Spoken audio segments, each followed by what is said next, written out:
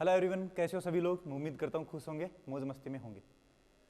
कल हम पढ़ रहे थे, पढ़ने से पहले चैनल को सब्सक्राइब जरूर कर लो। तुम लोग सब्सक्राइब नहीं कर रहे हो, वीडियो देख रहे हो, सिर्फ आनंद ले रहे हो ना। चैनल को सब्सक्राइब कर दो जल्दी से, वीडियो को लाइक भी किया करो, और जो मैंने होमवर्क दिया है वो होमवर्क भी करके लेके आना है, ये भी मैंने कहा था। तो कल की क्लास में मैंने क्वेश्चन बोला था बीच में, जिसका आंसर था r+1th टर्म, जो कि कुछ लोगों ने ही, शायद 2 या 3 लोगों ने ही वो क्वेश्चन का आंसर दिया है। तो मैं ये सोच रहा हूँ कि सिर्फ 2-3 लोग ही पूरी वीडियो देख रहे हैं, तो मैं कह रहा हूँ कि पूरी वीडियो देखनी है, नोट्स भी बनाने हैं, भले न्यू बैच वाला बच्चा हो या ओल्ड बैच वाला बच्चा हो। क्लियर है? न्यू बैच वाले बच्चे ने अगर थोड़ा बहुत पहले से पढ़ लिया है तो कोई दिक्कत नहीं है, लेकिन नोट्स बनाने हैं वापस से, क्योंकि पूरा नहीं पढ़ा है। और ओल्ड बैच वालों को तो फिर नोट्स बनाने हैं अपने को। क्लियर है? आओगे तब मैं मंडे को जब आओगे तो मैं सबसे पहले यही नोट्स चेक करूँगा, तो ये नोट्स लिखे हुए मिलने चाहिए, पूरा पूरा कंप्लीट काम मिलना चाहिए। जो मैंने क्वेश्चन दिए थे वो क्वेश्चन भी पूरे पूरे मिलने चाहिए। समझ गए? हाँ, तो एक बार फिर से चैनल को करना है सब्सक्राइब, और जो भी प्रॉब्लम आती है कि ये बात समझ में नहीं आई, ये बात समझ में नहीं आई, तो वो अपनी कॉपी में कहीं पर भी लिख लेना। जैसे ही मंडे को आओगे तो तुम लोग वो पूछ सकते हो मेरे से कि सर ये वाली बात समझ में नहीं आई थी, और उससे रिलेटेड कमेंट भी कर सकते हो, और अगर वीडियो पसंद आई है तो फिर लाइक भी कर सकते हो। ठीक है? लास्ट क्लास में हम पढ़ रहे थे बाइनोमियल थ्योरम, और उसमें मैंने लास्ट क्लास में कुछ क्वेश्चन दिए थे, आई थिंक 3 क्वेश्चंस दिए थे मैंने, उनको सोल्व करने के लिए बोला गया था, तो मैं अब उनको सोल्व करवा देता हूं। तो लास्ट क्लास का जो होमवर्क था उसमें पहला क्वेश्चन था हमारे पास 3x + 2y की पावर 4। सेकंड क्वेश्चन था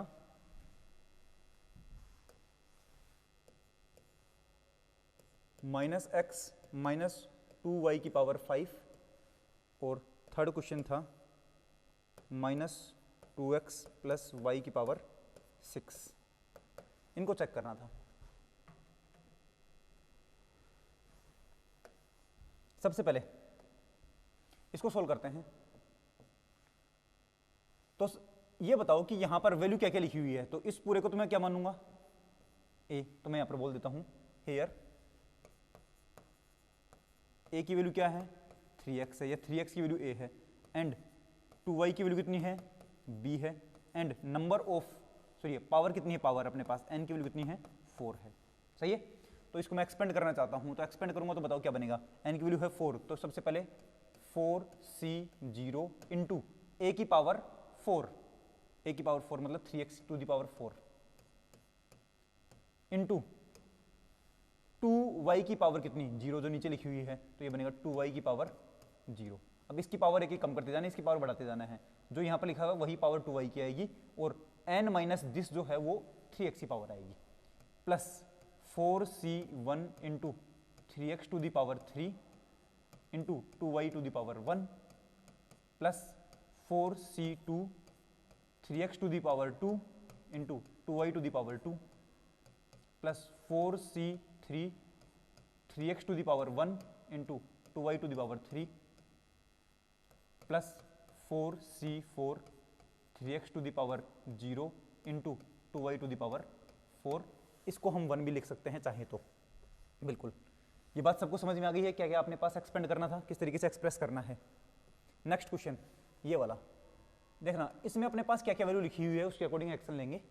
यहाँ पर हम कह सकते हैं कि जो -x है इसमें से माइनस कॉमन ले लें, और 2y में से भी माइनस कॉमन ले लें, तो -2⁵ बाहर आ जाएगा, जो कि -1 होगा, उसको बाहर निकाल सकते हो। और बाहर नहीं निकालना चाहते हैं तो यहाँ पर भी हम इस पूरे -x को क्या बोल सकते हैं, a बोल सकते हैं, -2y को क्या बोल सकते हैं, b बोल सकते हैं। कोई दिक्कत नहीं है हमारे पास, जैसा हम चाहें वैसा कर सकते हैं, आंसर हमारे पास सेम ही होगा। तो यहाँ पर बोल देता हूँ हेयर -x = तो बोल देता हूँ a, एंड -2y की वैल्यू बोल देता हूँ b, एंड n की वैल्यू कितनी है, 5 है। तो क्या एक्सपेंशन क्या होगा इसका, 5c0 into -x⁵ into -2y⁴, तो -2y⁴, जिसको हम 1 भी लिख सकते हैं, plus 5c1 into -x⁴ into -2y⁴, plus 5c2 -x⁴ into -2y⁴, plus 5c3 -x⁴ into -2y⁴, plus 5c4 -x⁴ into minus 2y to the power 4 और last जो है 5c5 minus x to the power 0 into minus 2y to the power 5। Clear? Okay, ये हो चुका है। अब इसकी बारी है, इस बार ये a है और ये है b, तो मैं लिख देता हूँ here minus 2x equal to a and y equal to b and n की वैल्यू कितनी है, n इक्वल टू 6। ओके, लिखना है तो क्या बनेगा 6c0 into minus 2x to the power 6 into y to the power 0 plus 6c1 minus 2x to the power 5 into y to the power 1 plus 6c2 minus 2x to the power 4 into y to the power 2 plus 6c3 minus 2x to the power 3 into y to the power 3 plus 6c4 minus 2x to the power 2 into y to the power 4 plus 6c5 minus 2x into y to the power 5 plus 6c6 minus 2x to the power 0 into y to the power 6। ये last class का जो मैंने homework दिया था उसको मैंने complete करवा दिया है। तो एक बार जिस का सही है ये आंसर, है ना, जिन जिन लोगों ने क्वेश्चन कर लिया था और उसका आंसर अगर यही आया है, जो कि 2 क्वेश्चन ये हैं और 1 क्वेश्चन ये पीछे हैं, अगर सेम आंसर आया है तो तुम लोग कमेंट कर सकते हो कि हाँ सर आंसर सही है, आंसर हमारा सेम आया है, यही आंसर आया था। ठीक है, तो डन DONE या फिर राइट नाम से कमेंट कर सकते हो, मैं समझ जाऊंगा कि तुम लोगों ने काम किया था। ओके, नेक्स्ट अब हम आगे बढ़ते हैं और कुछ नोट लिखते हैं इससे रिलेटेड।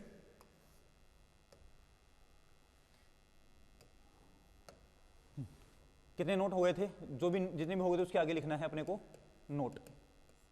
सबसे पहले ये बताओ कि अपने पास टोटल नंबर ऑफ टर्म्स कितनी होती हैं किसी भी एक्सपेंशन में। a plus B to the power n में नंबर ऑफ टर्म्स कितनी होती है, नंबर ऑफ टर्म्स कितनी है, n प्लस 1। ओके,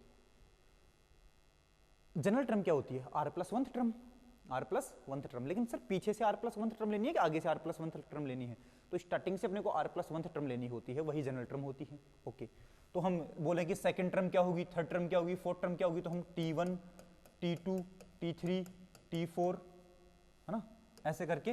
और लास्ट टर्म कौन सी होती है अपने पास, tn प्लस 1। ये सारी टर्म्स होती हैं कि नहीं होती हैं a प्लस बी की पावर n के एक्सपेंशन में होती हैं। तो टोटल टर्म्स कितनी आई, n प्लस 1। अब सीक्वेंस एंड सीरीज वाले टॉपिक में मैंने पढ़ाया था कि अगर हमारे पास total number of terms n है, तो आगे से अगर अपने पास 5th टर्म निकाले हम, तो आगे से 5th टर्म, स्टार्टिंग से 5th टर्म निकालने का फॉर्मूला अपने पास था। लेकिन अगर ऐसे बोल दे 5th term from end, last से, एंड से, लास्ट से अगर अपने को 5th टर्म निकालनी हो तो वो कौन सी टर्म होती है, आगे से, स्टार्टिंग से वो कौन सी टर्म होती है, लास्ट से जो 5th टर्म होती है वो आगे से कौन सी टर्म होती है। सीक्वेंस एंड सीरीज में अगर n टर्म्स हैं, तो अगर n टर्म्स हैं टोटल, तो लास्ट से जो 5th टर्म होगी वो आगे से n-5 प्लस 1 टर्म होती है कि नहीं होती है, 1th टर्म। याद करो, पीछे से अगर मैं 8th टर्म निकालना चाहता हूं तो आगे से n-r प्लस 1th टर्म निकालनी पड़ेगी, n-r प्लस 1th टर्म निकालनी पड़ेगी। याद कर लो, ऐसा मैंने पढ़ाया है पहले ही। तो अब यहां पर बताना, एंड से अगर 8th टर्म निकालनी है तो टोटल टर्म n है, तो मैं क्या बोलूंगा, आगे से अपने को कौन सी टर्म निकालनी पड़ेगी, n-r प्लस 1th टर्म निकालनी पड़ेगी, नहीं निकालनी पड़ेगी, तो n-r करके 1 ऐड करना है। ओके, यहां पर टोटल नंबर ऑफ टर्म्स कितनी है, टोटल नंबर ऑफ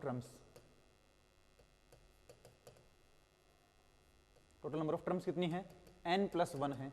तो बताओ, एंड से, लास्ट से अगर हम 8th टर्म निकालना चाहते हैं तो स्टार्टिंग से कौन से नंबर की टर्म बनेगी, सर सिंपल है, आगे से टोटल टर्म्स कितनी है, n प्लस 1, लास्ट से हम 8th टर्म निकालना चाहते हैं तो प्लस 1 करना पड़ेगा कि नहीं करना पड़ेगा लास्ट में।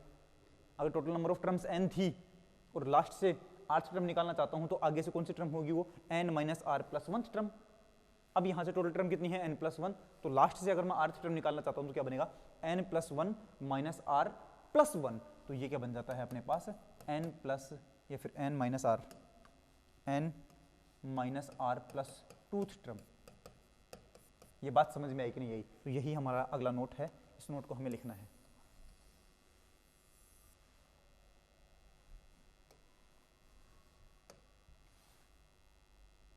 आर्थ term from end is n minus are plus tooth term from starting. Last से जो आर्थ टर्म होती है वो स्टार्टिंग से n minus are plus tooth term होती है। क्लियर है? एंड ये फर्स्ट नंबर का नोट हो गया है। सेकंड नंबर के नोट के बारे में बात करते हैं हम। तो ये वाला नोट अपने को समझ में आया कि नहीं आया है? पहले तो ये बात क्लियर होनी चाहिए कि ये नोट समझ में आया कि नहीं आया। आ गया है? अब अगला जो अपने पास नोट है इससे जस्ट आगे वाला, तो हम ये कह सकते हैं, एक बात इन्फॉर्मेशन मैं बताने जा रहा हूँ यहाँ पर। ये पहले इसका एक एग्जाम्पल कर लेते हैं, सही है? इसका एक एग्जाम्पल कर लेते हैं पहले, फिर उसके बाद मैं अगला वाला नोट बता दूंगा। एग्जाम्पल लिखो।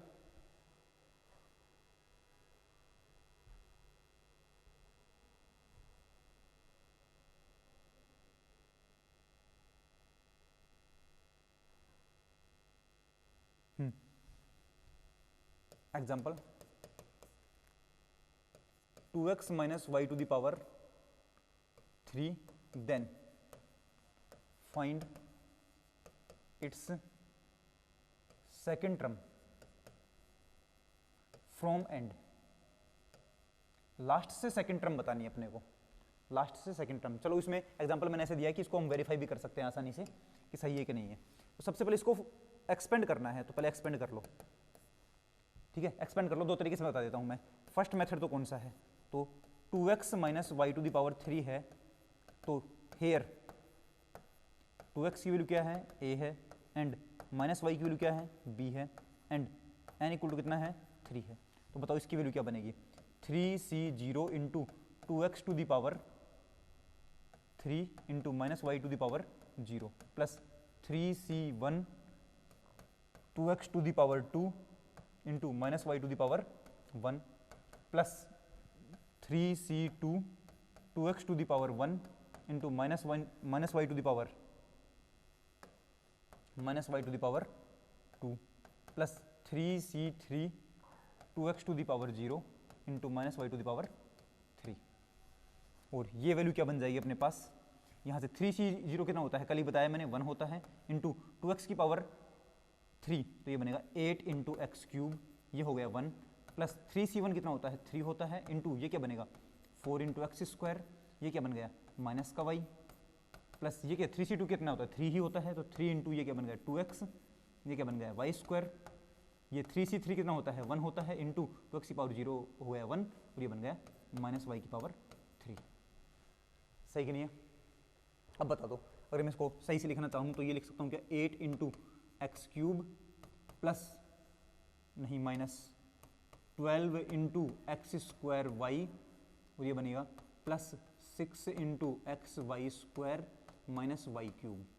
ये बना कि नहीं बना? और अब लास्ट से एंड से अगर हम सेकंड टर्म निकालना चाहते हैं तो लास्ट से फर्स्ट टर्म ये रही और सेकंड टर्म ये रही, तो लास्ट से सेकंड टर्म ये आई कि नहीं आई अपने पास? Second term from end, last से सेकंड टर्म है अपने पास ये। क्लियर है? तो ये तो हो गया एक तरीका अपने पास, ये तो हो गया एक तरीका। दूसरा तरीका मैं बात करने जा रहा हूं।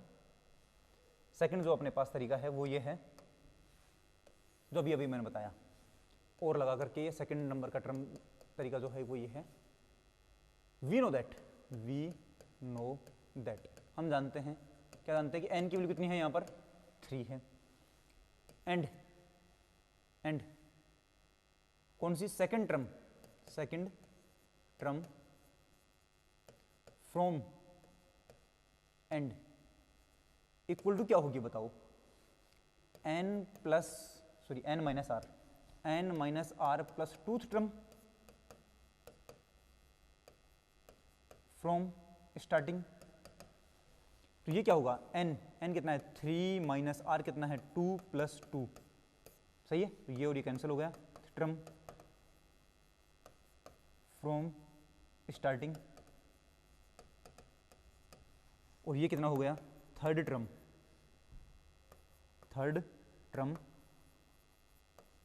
फ्रॉम स्टार्टिंग, क्लियर है। तो थर्ड टर्म फ्रॉम स्टार्टिंग आया है, तो हम थर्ड टर्म का फॉर्मूला तो जानते हैं, T3 कितना होता है T3 होता है अपने पास, बताओ, कल ही बताया मैंने, जनरल टर्म T3 को मैं लिख सकता हूँ क्या, T2 प्लस 1, क्योंकि हमने TR+1 का फॉर्मूला पढ़ा है, क्या पढ़ा है TR+1 का, समेसन R इक्वल टू, नहीं समेसन नहीं लगता है, क्या बनेगा NCR into A to the power n minus R into B to the power R। General term का फॉर्मूला यही था कि नहीं था। तो यहाँ पर n+1 होता तो यहाँ पर यहाँ पर R+1 होता तो यहाँ पर R लगाते हैं, यहाँ पर भी R लगाते हैं, यहाँ पर n माइनस R लगाते हैं, समझ गए हैं। तो इसको मैं 2+1 लिख सकता हूँ। तो बताओ फॉर्मूला क्या बनेगा, n की वैल्यू कितनी है 3, तो ये बनेगा 3C2 इंटू A क्या है, तो A टू दी पावर तो बन गया 3 minus 1 into B to the power बन गया है 2, तो ये वैल्यू बन गई 3C2 कितना होता है 3 into A to the power 2, A क्या है 2x है, तो 2x की power 2 into minus Y to the power 2, अच्छा 3 माइनस 2 है ना ये, तो पावर 1 बनेगी, और ये पावर बनेगी 2, वैल्यू कितनी होगी 3 इंटू 2 6, तो ये बनेगा माइनस नहीं प्लस हो गया है 6 into X into Y square, check कर लो वही है कि नहीं है, 6 into X into Y square, 6 into X into Y square, ये भी लास्ट से सेकंड टर्म है, ये भी लास्ट से सेकंड टर्म है। इसको हमने डायरेक्ट एक्सपेंशन से सीखा है, लेकिन अगर अपने पास मान लो पावर 100 दे दे तो हम ऐसे एक्सपेंशन तो नहीं कर सकते, उस टाइम पर हमें ये वाला तरीका लगाना पड़ेगा। तो मैंने दोनों तरीके बता दिए हैं, जो तरीका अच्छा लगे वो लगा सकते हो।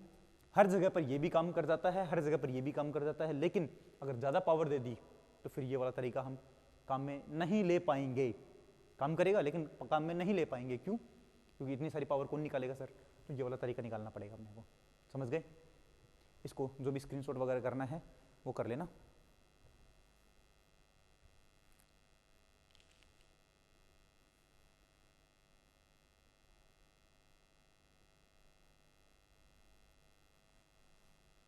ठीक है, नेक्स्ट बात करते हैं अब।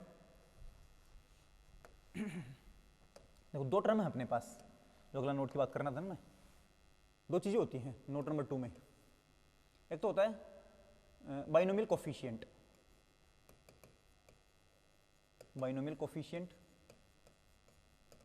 और एक होता है कोफिशिएंट। एक तो होता है बाइनोमियल कोफिशिएंट और एक होता है कोफिशिएंट। दोनों एक ही चीज है कि अलग अलग चीज है, वो चेक कर लेते हैं एक बार। बाइनोमियल कोफिशिएंट तो कल ही समझाया है मैंने। बाइनोमियल कोफिशिएंट क्या होता है, NCR को बाइनोमियल कोफिशिएंट बोलते हैं, जिसकी वैल्यू क्या बनती है n factorial upon r factorial into n minus r factorial. यही बनता है कि नहीं बनता बाइनोमियल कोफिशिएंट, ये बनता है। अब कोफिशिएंट क्या चीज़ होती है वो भी समझना है हमें, ठीक है। तो हम एक कोई एग्जांपल ले लेते हैं, जैसे अभी हमने पीछे एग्जांपल किया था, ये वाला अपने पास एग्जांपल है, सही है। तो देखो ये वाले जो पावर है अपने पास लिखी हुई है, उसमें ये जो लिखा हुआ ना फर्स्ट टर्म का, ये तो बाइनोमियल कोफिशिएंट है। क्या नाम है इसका, बाइनोमियल कोफिशिएंट, सही है। और ये जो पूरी लिखी हुई है, ये क्या है उसका, ये क्या लिखा हुआ है, ये अपने पास उसका कोफिशिएंट है ना। यहाँ पे अगर समझ में नहीं आ रहा तो मैं आगे लिख देता हूँ। ये लो एग्जांपल के लिए हम ये बात समझते हैं, 2x प्लस वाई की पावर 3 लिख लेता हूँ, तो वैल्यू क्या बनेगी, सबसे पहले 3C0 इंटू 2x की power 3 into Y to the power 0 plus 3C1 into 2x to the power 2 into Y plus 3C2 into 2x into Y square plus 3C3 2x to the power 0 into Y to the power 3। तो ये value क्या बन जाएगी अपने पास, 3C0 into 2 to the power 3 into X cube into Y to the power 0 plus 3C1 into 2 का square into X square Y plus 3C2 into 2 into X Y square plus 3C3 into ये तो हो गया और Y cube. अब समझना यहाँ पर ये जो है ना, ये इसका नाम है बाइनोमियल कोफिशिएंट। ये जो है बाइनोमियल कोफिशिएंट, ये भी क्या है बाइनोमियल कोफिशिएंट, और ये भी क्या है बाइनोमियल कोफिशिएंट है। ये जो लिखे हुए ये तो बाइनोमियल कोफिशिएंट अपने पास, ओके। और ये जो लिखा हुआ है ये पूरा बाइनोमियल कोफिशिएंट, और उसके साथ में कोई और कांस्टेंट लगा हुआ है तो वो सारे कांस्टेंट, मतलब x⁻³ का बाहर जो कुछ भी लिखा हुआ है, वेरिएबल के अलावा जो कुछ भी लिखा हुआ है वो सब कौन है, वो कोफिशिएंट है। तो ये पूरा क्या है कोफिशिएंट है, ये पूरा भी क्या है कोफिशिएंट है, ये पूरा भी क्या है कोफिशिएंट है। और यहाँ तो कोफिशिएंट और बाइनोमियल कोफिशिएंट एक ही बात है।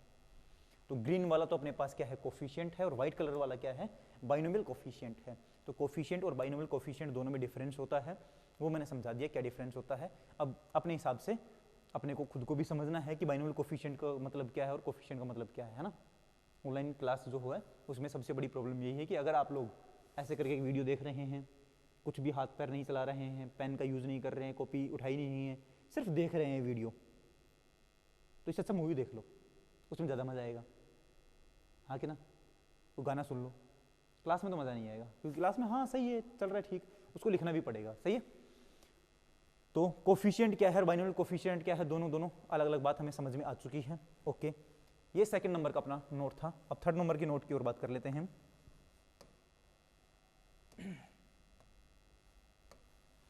थर्ड नंबर का नोट जो है वो ये है कि अगर हमें कभी भी सारे बाइनोमियल कोफिशिएंट का नहीं सारे कोफिशिएंट्स का सम चाहिए, कभी अगर हमें सारे के सारे कोफिशिएंट का सम चाहिए, जैसे पीछे जो लिखा हुआ है इसी में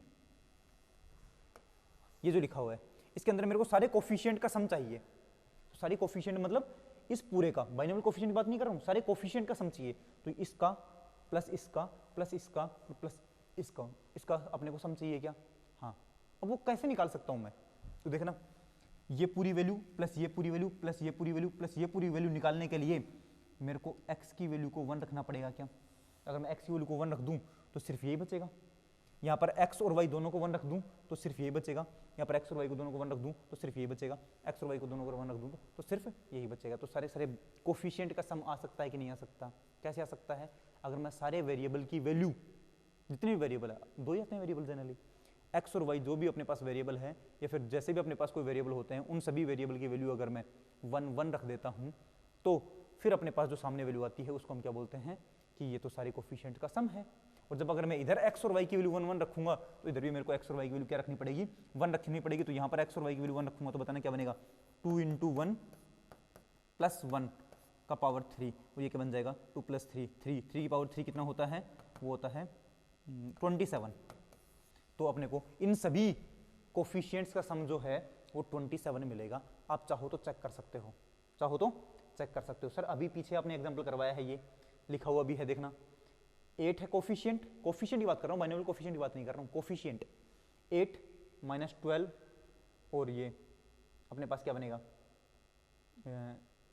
अच्छा ये तो एग्जांपल दूसरा है ना, ये तो 2x - y वाला है, और इधर जो मैंने एग्जांपल करवाया ये क्या है 2x + y वाला एग्जांपल है ना, तो दोनों के में तो सेम वैल्यू नहीं आएगी अपने पास।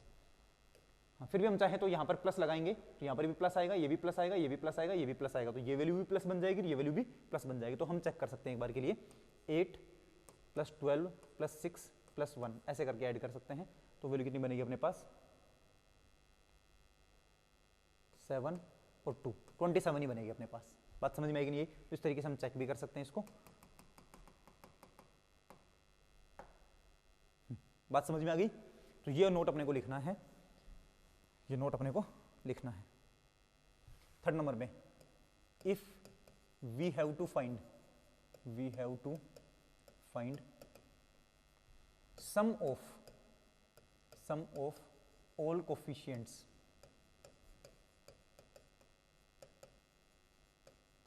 इन binomial expansion,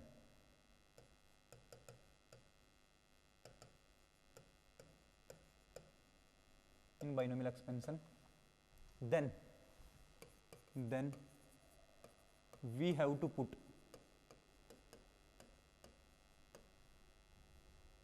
variables equal to 1। जितने भी अपने पास वेरिएबल है उन सभी वेरिएबल को क्या रखना पड़ेगा, 1 रखना पड़ेगा, तब हम सभी सारे के सारे जो कोफिशिएंट्स बने उन सबका सम निकाल सकते हैं। पीछे मैंने एग्जांपल करवा ही दिया है, अभी अभी बात समझ में आ गई होगी। ठीक है, तो आगे हम करते हैं क्वेश्चन। अब हम करते हैं रिवर्स टाइप के क्वेश्चन। रिवर्स टाइप के कैसे होते हैं कि अभी हमने जैसे बात की थी कि a प्लस बी की पावर अगर n है तो हम उसको क्या लिख सकते हैं, summation r equal to 0 to n into general term, और जनरल टर्म क्या होती है अपने पास टी आर प्लस 1, और वो क्या होता है N C R into A to the power n minus are into B to the power r। यही था कि नहीं था? तो हम ऐसे टाइप की फॉर्म को ये लिख पाते हैं, ये तो हमारे पास होगा सीधा वे। अब मैं रिवर्स वाला क्वेश्चन पूछता हूँ, मतलब अगर हमें ये फॉर्म दे रखी हो, कभी ऐसा दे रखा हो और फिर हम उसको ये बनाना चाहें तो किस तरीके से बना सकते हैं, उसको बोलते हैं रिवर्स क्वेश्चंस। क्या बोलते हैं, रिवर्स क्वेश्चंस। तो हम करते हैं रिवर्स क्वेश्चंस की प्रैक्टिस।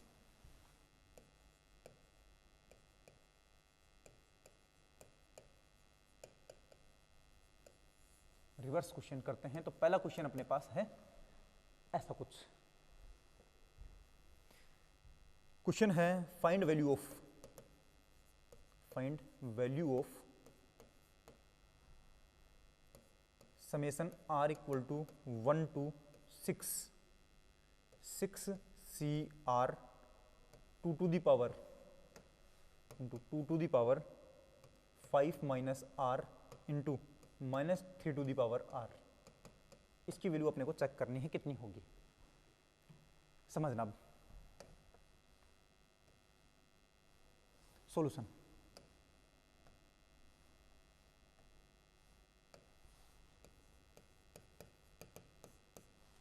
देखना एक बार इधर, ये जो लिखा हुआ है इसमें सर सबसे पहले तो हम यहां से स्टार्ट करेंगे। r इक्वल टू 0 से 6 होना चाहिए था सर, 0 से n होता है, लेकिन यहाँ पर तो 1 से लेकर के 6 है, तो उसको भी हम सोच लेंगे। तो एक तो यहीं पर प्रॉब्लम है अपने पास, तो r इक्वल टू 1 से लेकर के 6 हमने प्रॉब्लम पता ली कहाँ पर दिक्कत है। एक फिर है सर यहाँ पर जो n होता है वही n यहाँ पर होना चाहिए है, यहाँ पर जो r है वही r यहाँ पर होना चाहिए है, तो ये 6cr, इसमें अपने पास कोई दिक्कत नहीं है। एक बस ये प्रॉब्लम यहाँ पर आई है।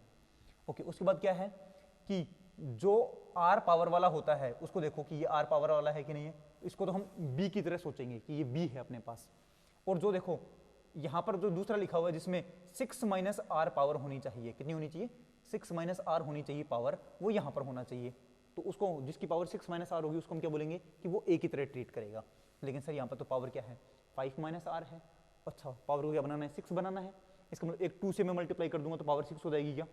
हाँ, तो 2 से मल्टीप्लाई करो तो 2 से डिवाइड भी करना पड़ेगा, दोनों काम साथ करने पड़ेंगे। तो मैं यहाँ पर लिख देता हूँ into 2 into 2 to the power 5 minus r upon 2। अब इस 2 से 2 को काट मत देना वरना कोई फायदा ही नहीं होगा। इसको अलग तरीके से सोल्व करना है, इसको अलग तरीके से सोल्व करना है, इंटू माइनस 3 की पावर आर। क्लियर?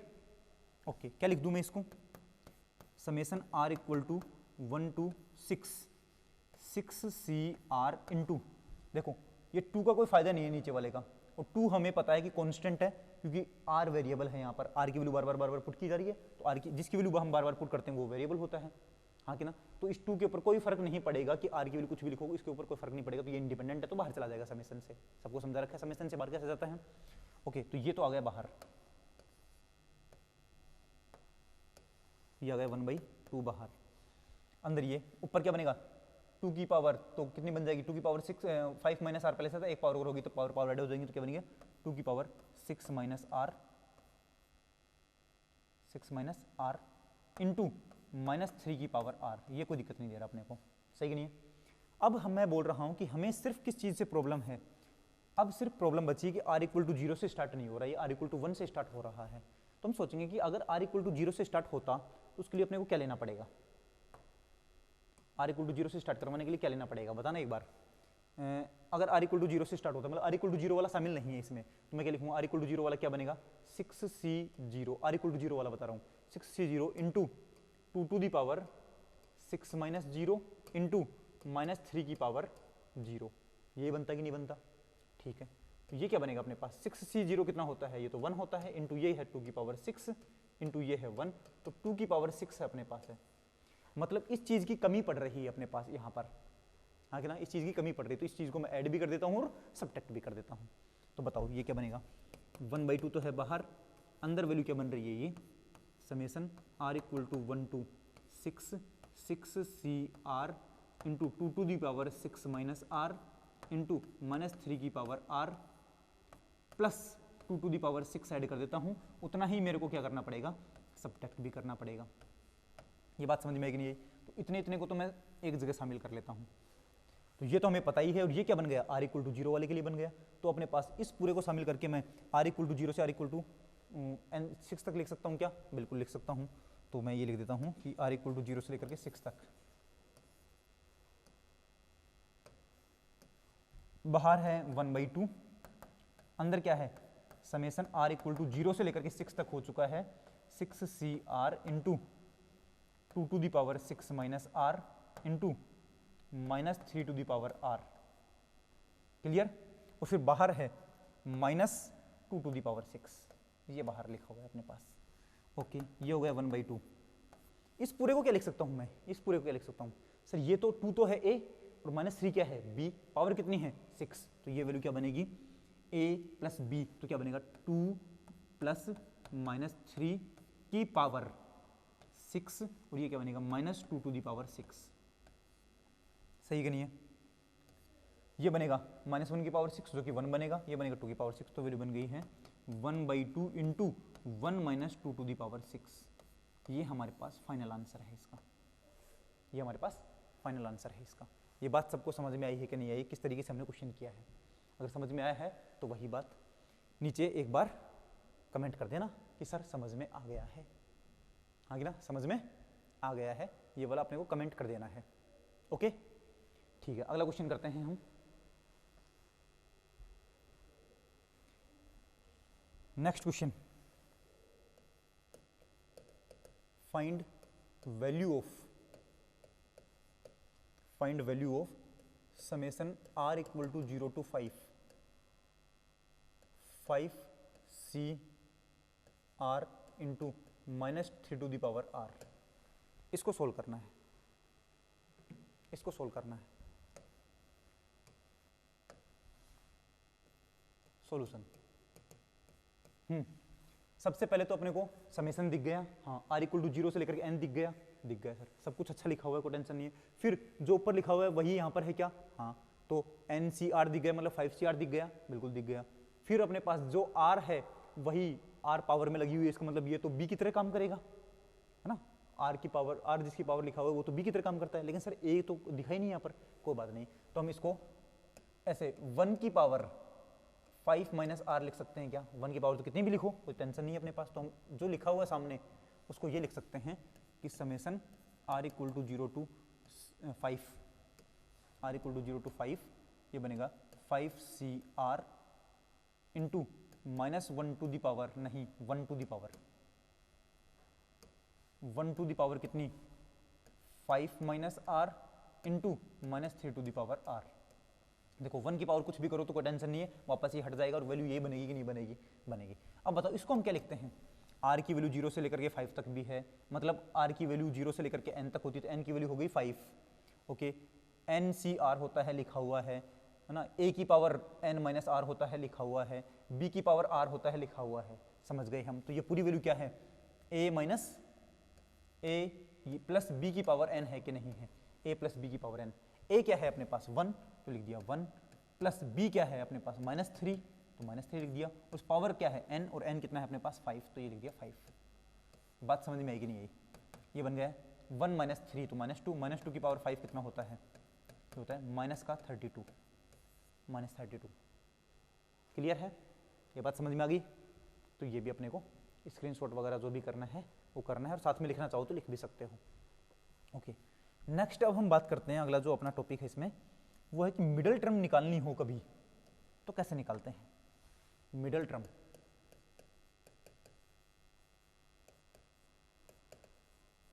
कैसे निकालें हम, देखना मिडल टर्म में अब अपने पास नंबर ऑफ टर्म्स कितनी होती हैं उस पर डिपेंड करता है, नंबर ऑफ टर्म्स इवन है या नंबर ऑफ टर्म्स ओड है। जैसे अपने पास मान लो एक T1 है, एक T2 है, T3 है, T4 है, टोटल टर्म्स कितनी है, 4 है कि नहीं है। और अगर अपने पास A प्लस B की पावर n होती है तो नंबर ऑफ टर्म्स n+1 आती है कि नहीं आती है, n+1 एक ज़्यादा आती है कि नहीं आती है? आती है। तो यहाँ पर 4 टर्म लिखी हुई है, इसका मतलब यहाँ पर a+b⁻³ रहा होगा कि नहीं रहा होगा? उसकी 4 टर्म बनती कि नहीं बनती है? हाँ। अब इन 4 टर्म में मिडिल टर्म निकालनी हो तो कैसे निकालते हैं? ये भी मिडिल टर्म है और ये भी मिडिल टर्म है, सब जानते हैं बात। ओके, मान लो अपने पास कहीं पर ये होता कि a+b⁻4 होता, तो एक t1 टर्म आती, एक t2 टर्म आती, t3, t4 और t5 टर्म्स बनती। अब इसमें मिडिल टर्म t3 वाली है कि नहीं है? है, पक्का? अच्छा, तो हम बोलते हैं कि सर मिडिल टर्म जो होती है ना वो बीच वाली टर्म को बोलते हैं। कैसी बात कर रहे हो, ये तो हमें पता ही है ना, मिडिल टर्म तो बीच वाली टर्म को बोलते हैं। अच्छा ठीक है, अब बात ये कि यहाँ पर अगर पावर इवन है, पावर अगर इवन है तो टोटल नंबर ऑफ टर्म्स कितनी आती हैं? ओड आती हैं। जब total number of terms odd होती हैं तो बीच में एक ही मिडिल टर्म होती है, बीच में एक ही मिडिल टर्म होती है। इवन पावर होती है तो ओड टर्म्स आती हैं, ओड टर्म्स में एक ही मिडिल टर्म होती है। और पावर अगर ओड है तो total number of terms even आती हैं और उसमें 2 मिडिल टर्म होती हैं। ये बात ऑब्जर्वेशन सबको समझ में आया कि नहीं आया? आ गया है। ओके, अब मैं क्या करना चाहता हूँ, अपना जो सीधा तरीका है, देसी वाला तरीका, कि सर हमें तो सीधी सीधी बात बता दिया करो बस, वो वाला हम चेक कर लेते हैं एक बार, इसका मतलब क्या है और कैसे सोल्व करना है, क्वेश्चन कैसे सोल्व करना है वो देख लेना। इफ a+b अगर n लिखी हुई है, a+b n लिखी हुई है, तो सबसे पहले कैलकुलेट n+1/2, n+2/2, n+3/2, इनको कैलकुलेट करना है अपने को, इन सबको कैलकुलेट करना है। मतलब जो पावर n लिखी हुई है ना उसमें 1 ऐड करके 2 से डिवाइड करना है, 2 ऐड करके 2 से डिवाइड करना है, 3 ऐड करके 2 से डिवाइड करना है, और इनको डिवाइड करके इनमें से किसकी वैल्यू इंटीजर नंबर आती है चेक, वैल्यू चेक करनी है, इंटीजर आई है कि नहीं आई है। इंटीजर मतलब नेचुरल नंबर बोल सकते हैं, होल नंबर भी बोल सकते हैं, इंटीजर भी बोल सकते हो ना, जनरली आप नेचुरल नंबर बोल सकते हो क्योंकि नंबर ऑफ टर्म्स जो है वो नेचुरल नंबर में ही आती हैं। ठीक है, तो हम क्या बोलेंगे, अगर इसकी वैल्यू इंटीजर नंबर आती है, इनमें से किसकी वैल्यू इंटीजर नंबर आती है, जिसकी वैल्यू इंटीजर नंबर आती है वही अपने पास क्या है, मिडिल टर्म का नंबर है, कि ये वाली टर्म ही क्या होगी, मिडिल टर्म होगी, ये वाली टर्म ही क्या होगी, मिडिल टर्म होगी, ये वाली टर्म ही क्या होगी, मिडिल टर्म होगी। हाँ कि ना? तो अब देखना, जैसे ओड n को मैं लेता हूँ ओड नंबर, तो ओड +1 इवन/2 एक इंटीजर नंबर आएगा कि नहीं आएगा? आएगा। तो ये एक n = ओड के लिए काम करेगा, किसके लिए, ओड के लिए, ओड के लिए काम कर जाएगा ये। ठीक है, अब मैं जैसे ओड लिखता हूँ तो ओड +2 ओड बनेगा, /2 करने पर इंटीजर आएगा ही नहीं। ओके, ये क्या बनेगा, ओड +3 इवन आएगा, /2 करने पर एक इंटीजर नंबर आएगा कि नहीं आएगा? तो ये भी किसके लिए काम करता है, ओड के लिए काम करता है।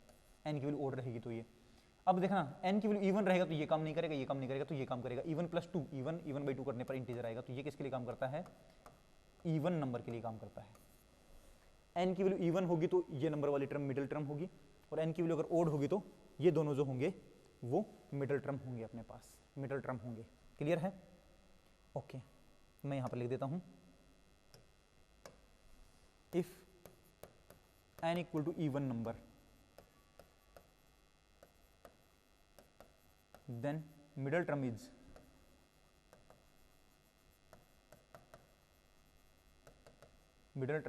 कौन सी मिडिल टर्म अपने पास इवन के लिए, ये middle term is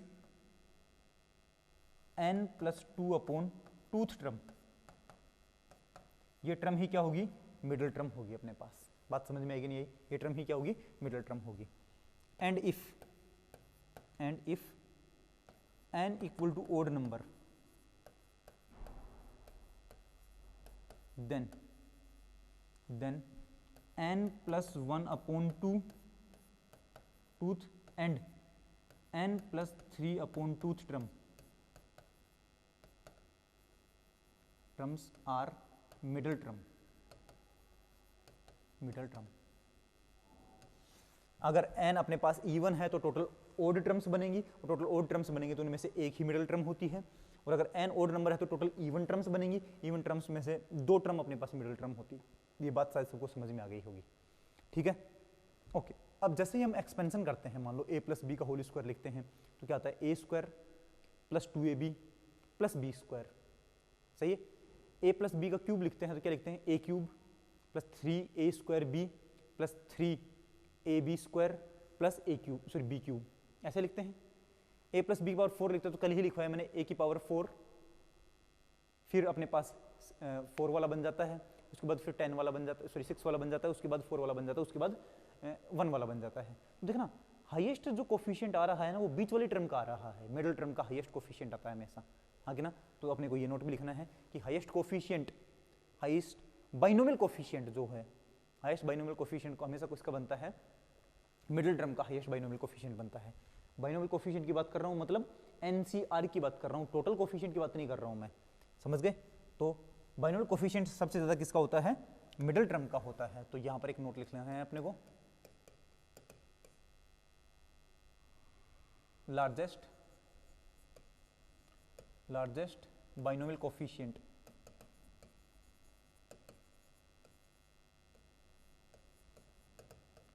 is of middle term.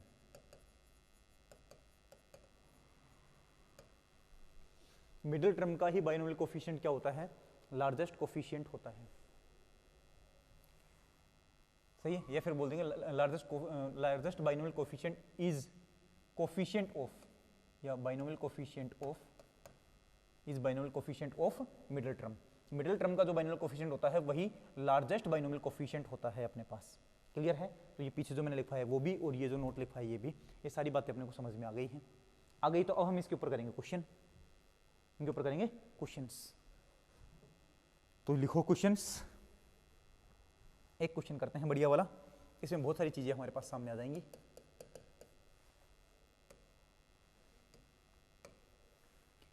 In expansion of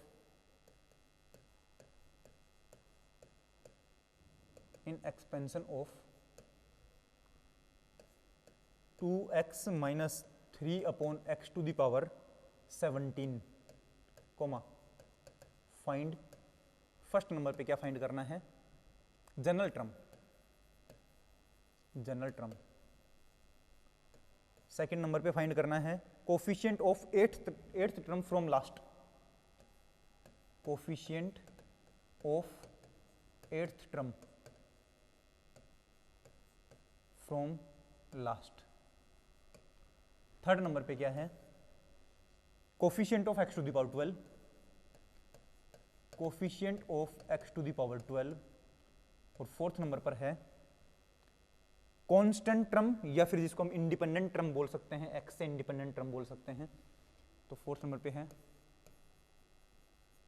constant term, या फिर उसी को क्या बोल सकते हैं, independent from x, independent from x. Fifth number पे हमें फाइंड करना है मिडिल टर्म, और सिक्स नंबर पे फाइंड करना है term containing x to the power 6, term containing x to the power 11, x to the power 11, x to the power 11 को contain करने वाली टर्म चाहिए अपने को, क्लियर। क्वेश्चन एक बार चेक कर लेना, एक बार इसका एक्सपेंशन करना है, कर देंगे सर बिल्कुल। कितनी टर्म्स आएंगी सर इसमें, सर पावर जो है वो n होती है, पावर यहाँ पर 17 है, तो मतलब n की वैल्यू कितनी आई 17, टोटल नंबर ऑफ टर्म्स कितनी होती है n+1, तो टोटल नंबर ऑफ टर्म्स यहाँ पर कितनी बनेंगी 17 + 1 18 टर्म्स बनेंगी। तो मिडिल टर्म अगर हम निकालना चाहें तो इवन नंबर ऑफ टर्म्स अगर आती हैं तो उसमें 2 टर्म बीच में आती कि नहीं आती हैं, तो मिडिल टर्म्स 2 बनेंगी। इसकी कौन कौन सी बनेंगी वो चेक करेंगे बाद में, ओके। तो जब भी अपने को ऐसा कोई क्वेश्चन करना पड़े जिसमें एक्सपेंशन करवा रहा है और कुछ भी पूछ रहा है, एक्सपेंशन करवा करके कुछ भी पूछता है क्वेश्चन में, तो सबसे पहले हम जनरल टर्म लिखेंगे। एक्सपेंशन करवा करके क्वेश्चन में कुछ भी पूछता है तो सबसे पहले क्या करेंगे, जनरल टर्म निकालेंगे। सर अगर मान लो जनरल टर्म नहीं पूछता है तो भी कोई टेंशन नहीं, सबसे पहले आपको जनरल टर्म निकाल के देखनी है, ताकि हमें थोड़ा महसूस हो जाएगा, हमें थोड़ा पता लग जाएगा कि हमें क्या करना है क्या नहीं करना है, और आसानी से हम क्वेश्चन कर पाएंगे, ठीक है, ओके। सबसे पहले हमें जनरल टर्म निकालनी है। सर वो तो हमें निकालनी भी है, चलो कोई बात नहीं। तो क्या लिखा हुआ है यहाँ पर, हेयर ए की जगह क्या ले लूँ मैं 2x, मतलब 2x की जगह क्या ले लूँ, 2x की जगह ले लेता हूँ a एंड -3 अपॉन x की जगह क्या ले लेता हूँ b एंड n की वैल्यू कितनी है 17 है, 17। देन फर्स्ट नंबर पे जनरल टर्म, जनरल टर्म, और जनरल टर्म क्या होती है, टी आर प्लस वन होती है कि नहीं होती है, r plus one term, okay, r plus one term क्या होती है, एन सी आर, बिल्कुल जानते हैं एन सी आर होता है, ओके, इनटू ए की पावर तो एन माइनस आर और बी की पावर आर, तो ए की पावर तो हो गई n minus are into b की पावर हो गई है आर, ठीक है। अब बताओ जनरल टर्म क्या बन गई अपने पास, t r plus one equal to क्या बनेगा, एन सी आर, तो एन सी आर ही रहेगा, तो एन की जगह क्या है 17, तो बन जाएगा 17 सी आर इंटू ए क्या है 2x है, तो ये बनेगा 2x टू दी पावर ये n माइनस आर, एन क्या है 17, तो 17 माइनस आर इंटू बी क्या है, बी है minus 3 upon x to the power कितनी है आर, ये लिख दिया आर, समझे नहीं समझे, समझ गए। अब x की पावर को एक जगह कर लो और कॉन्स्टेंट को बाकी सबको एक जगह कर लो, तो जनरल टर्म जो है वो टी आर प्लस वन बन जाएगी 17 c are into 2 to the power 17 minus r, 2 to the power 17 minus are into minus 3 की पावर आर, तो माइनस 3 की पावर आर इंटू यहाँ पर x टू दी पावर कितना बचा है, x to the power 17 minus r बचा है इंटू यहाँ पर क्या बना है x to the power minus r बना है, x ऊपर चला जाएगा तो पावर माइनस बन जाएगी, ये बनेगा कि नहीं बनेगा। अब इन दोनों को साइड मिक्स कर दो तो अपने पास वैल्यू क्या बन जाएगी 17 c are into 2 to the power 17 minus are into minus 3 to the power r into x to the power 17 minus 2r, 17 minus 2r, ये लो, यही अपने पास क्या है जनरल टर्म है, कौन है जनरल टर्म, जिसको हम टी आर प्लस वन बोल सकते हैं। अब ये मैंने पहले कह दिया है कि कुछ भी फाइंड करना है तो सबसे पहले जनरल टर्म निकालेंगे, मतलब इसमें जो आगे मैं 5-6 चीज़ें और निकालूंगा उन सब में ये काम आएगा क्या, हाँ, इसलिए मैंने इसको नाम दे दिया इक्वेशन नंबर 1, ताकि बीच बीच में काम आती रहेगी तो हम इसको उठा उठा करके रखते रहेंगे, सही बात है। ओके, अब अगली टर्म अपने को चेक करनी है, coefficient of eighth term from last, last से एट्थ टर्म निकालनी है तो स्टार्टिंग से क्या बनेगी n minus 8 plus tooth term बनेगी कि नहीं बनेगी, n minus are plus tooth term starting से होती है जो कि पीछे से आर्थ टर्म होती है, हाँ कि ना, तो पीछे से एट्थ टर्म पूछ रहा है तो आगे से n minus 8 plus tooth term आएगी कि नहीं आएगी, हाँ, और n क्या है 17, तो क्या बनेगा 17 माइनस 8 प्लस टूथ टर्म जो है वो स्टार्टिंग से होगी, वही लास्ट से एट्थ टर्म होगी। ओके, लिख देते हैं हम। सेकंड नंबर पे फाइंड करना है eighth term from last equal to क्या बनेगा, एट्थ टर्म फ्रॉम लास्ट क्या बनेगा, कौन सी 17 minus 8 plus tooth term from starting, इसका मतलब ये कौन सी टर्म हो गई अपने पास t, ये इससे कैंसिल हो गया तो क्या बनेगा 6 माइनस 6, तो t11 बनेगा कि नहीं बनेगा, t11, t11 क्या होता है, अभी सर पीछे देखो, t11 को मैं क्या लिखूँ, t10 प्लस 1 लिख सकता हूँ कि नहीं लिख सकता हूँ, लिख सकता हूँ। अब पीछे वाला जो अपने पास फॉर्मेट है तैयार है, टी आर प्लस 1, तो r यहाँ पर अपने को रखना है 17 c are 2 to the power 17 minus r minus 3 की power 6 into x to the power 17 minus 2r, समझे नहीं समझे। अब यहाँ पर अपने को पुट करना है बस इक्वेशन नंबर 1 में, तो मैं बोल दूंगा ये करना है, तो बताओ क्या क्या वैल्यू आएगी 17 सी आर, आर कितना है 10 इंटू 2 टू दी पावर कितना होता है, पीछे लिखा हुआ है 2 टू दी पावर कितना है 17 minus r, 2 to the power 17 minus 10 into minus 3 to the power कितना था, माइनस 3 टू दी पावर था आर, तो minus 3 to the power r, r कितना है 10 into x to the power कितना था, एक्स टू दी पावर था 17 minus 2r, तो ये बनेगा 17 माइनस 2r मतलब 20, सही कि नहीं है। ओके, रख दो वैल्यू, ये बनेगा 17 c 10 into 2 to the power 7 into minus 3 to the power 10 into x to the power minus 3, सही कि नहीं है। लेकिन क्वेश्चन में एट्थ टर्म नहीं पूछी है, क्वेश्चन में पूछा है कि coefficient of eighth term from last, last से जो एट्थ टर्म है उसका कोफिशिएंट निकालना है, तो मैं बोलूंगा सो कोफिशिएंट पूछा है, बाइनोमियल कोफिशिएंट नहीं पूछा है, बाइनोमियल कोफिशिएंट पूछता तो ये लिख देते 17 सी 10 वाला, हाँ कि ना, हाँ, अब बताओ coefficient of 8th term from last क्या बनेगा अपने पास, वो बनेगा 17c10 into 2 to the power 8 into minus की पावर 10 होता है तो वो कैंसिल हो गया, माइनस 3 टू दी पावर 10। यही अपने पास कोफिशिएंट है, कोफिशिएंट है, बाइनोमियल कोफिशिएंट नहीं है। बाइनोमियल कोफिशिएंट तो सिर्फ इतना सा है, हाँ ना, मैंने पहले बता दिया था। और जब भी कोफिशिएंट और बाइनोमियल कोफिशिएंट की बात आएगी तो मैं वापस से बार बार रिपीट करवाऊंगा ताकि तुम लोगों के दिमाग में ये बात छप जाए, हाँ कि ना, समझ में आ गई ये बात। अगली बात कौन सी पूछी उसने, अगला उसने पूछा है कि अपने को फाइंड करना है क्या, कोफिशिएंट ऑफ x की पावर 12। जनरल टर्म में अपने को x की पावर 12 वाला कोफिशिएंट निकालना है।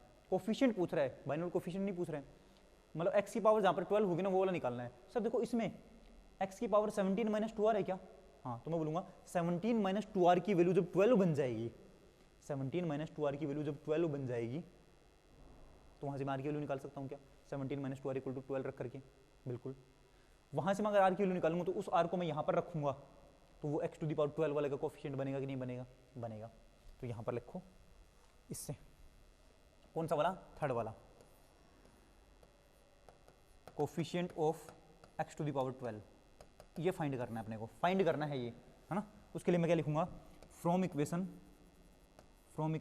1, इक्वेशन नंबर 1 से जो 17 माइनस 2r था x की पावर, उसको किसके बराबर रखना है, 12 के इक्वल रखना है।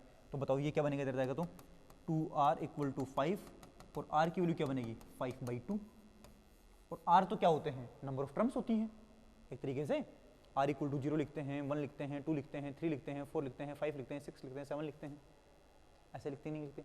तो r की वैल्यू तो 1 2 3 4 5 12 17 इनमें से आनी चाहिए थी, तो r की वैल्यू 5/2 कभी आ ही नहीं सकती, तो ये पॉसिबल ही नहीं है, नॉट पॉसिबल, पॉसिबल नहीं है। इसका मतलब हम जो एक्सपेंशन करेंगे, हम जो इसका एक्सपेंशन करेंगे ना, उसमें x की पावर 12 कभी आएगा ही नहीं, और जो x की पावर 12 कभी आएगा नहीं, इसका मतलब क्या है कि x की पावर 12 का कोफिशिएंट क्या है, 0। x की पावर 12 का कोफिशिएंट क्या है, 0। तो हम लिखेंगे नॉट पॉसिबल, इसका मतलब x की पावर 12 का कोफिशिएंट ही नहीं आएगा, x की पावर 12 ही नहीं आएगी, तो मतलब उसका कोफिशिएंट 0 रहा होगा। तो मैं लिखूंगा सो कोफिशिएंट ऑफ x की पावर 12 इक्वल टू कितना आया, 0 आया है, x की पावर 12 का कोफिशिएंट 0 आया है। क्लियर है। अगली बात, अगला अपने को चेक करना है, जनरल टर्म हो गया है, 8th टर्म हो गई, coefficient from x to power 12, constant term या इंडिपेंडेंट फ्रॉम x से इंडिपेंडेंट, उसमें x आया ही नहीं है तो पूरी पूरी कांस्टेंट आएगा कि नहीं आएगा, उसी को हम क्या बोलते हैं, कांस्टेंट टर्म बोलते हैं। मतलब x की पावर 0 रही होगी, जब x की पावर नहीं आती इसका मतलब x की पावर क्या रही होगी, 0। तो इक्वेशन नंबर 1 के अंदर, इक्वेशन नंबर 1 के अंदर x की पावर जो लिखा हुआ उसको 0 के बराबर रख दूं क्या, तो 17 माइनस 2r की वैल्यू क्या बनेगी, 0। तो 2r की वैल्यू क्या बन जाएगी 17, तो r की वैल्यू क्या बनेगी 17/2, जो कि कभी पॉसिबल नहीं है। और पॉसिबल नहीं है इसका मतलब क्या है कि कांस्टेंट टर्म भी नहीं आएगी, कांस्टेंट टर्म नहीं आएगी, इसका मतलब जो x की पावर 0 था उसका कोफिशिएंट कौन रहा होगा, 0 रहा होगा, तो मतलब कांस्टेंट टर्म पूरी ही क्या आई है, 0 आई, इसका मतलब कांस्टेंट टर्म होगी ही नहीं। बात समझ में आएगी नहीं आई, ओके। तो क्या फाइंड करने के लिए, 4th नंबर का फाइंड करने के लिए, 4th number, 4 constant term, 4 constant term,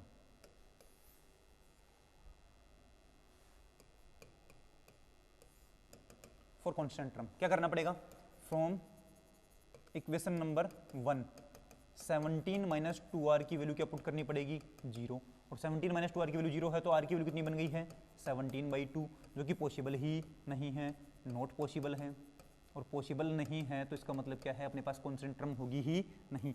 so there does not exist, there does not exist the constant term, constant term exist ही नहीं करेगी। हम ये भी कह सकते हैं, और that is there does not exist, there does not exist